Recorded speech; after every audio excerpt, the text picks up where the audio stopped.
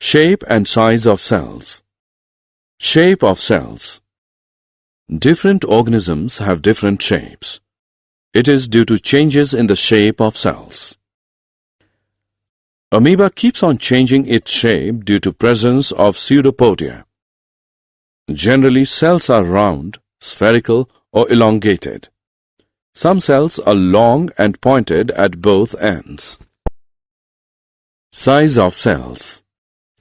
The size of cells in living organisms may be as small as a millionth of a meter, micrometer, or micron, or may be as large as a few centimeters.